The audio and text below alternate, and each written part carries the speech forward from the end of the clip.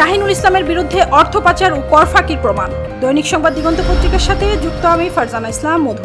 জাতীয় রাজস্ব বোর্ডের আয়কর গোয়েন্দা ও তদন্ত ইউনিটের অনুসন্ধানে বাংলাদেশ ফাইন্যান্সিয়াল ইন্টেলিজেন্স ইউনিটের সাবেক প্রধান AFM শাহিনুল ইসলামের বিরুদ্ধে অর্থ পাচার, কর ফাঁকি ও সম্পদ গোপনের চাঞ্চল্যকর তথ্য বেরিয়েছে। অনুসন্ধান প্রতিবেদনে দেখা গেছে শাহিনুল ইসলাম ইস্টার্ন ব্যাংকের মাধ্যমে কানাডায় থাকা মেয়ের কাছে 1,80,935 টাকা পাঠিয়েছেন। তবে আয়কর রিটার্নে তিনি মাত্র 10 লাখ টাকা উল্লেখ করেছেন, যা অর্থ পাচারের সম্ভাবনা নির্দেশ করছে। প্রতিবেদনে আরও বলা হয়েছে 2018-19 থেকে 2023-24 অর্থ বছর পর্যন্ত বিভিন্ন ব্যাংক হিসাব, মোবাইল ফিনান্সিয়াল সার্ভিস এবং ক্রেডিট কার্ডের মাধ্যমে কোটি কোটি টাকার লেনদেনের প্রমাণ পাওয়া গেছে। 20 লাখ টাকার একটি FDR ও আয়কর রিটার্নে দেখানো হয়নি। সম্পত্তি ক্রয়ের ক্ষেত্রেও অনিয়ম ধরা পড়েছে। স্ত্রী সুমা ইসলামের নামে রমনার একটি ফ্ল্যাট কেনা হলেও দলিলে কম মূল্যে দেখানো হয়েছে। বর্তমানে যে ফ্ল্যাটে শাহিনুল ইসলাম বসবাস করছেন সেটিও শ্বশুরের নামে নিবন্ধিত হলেও প্রকৃত মূল্য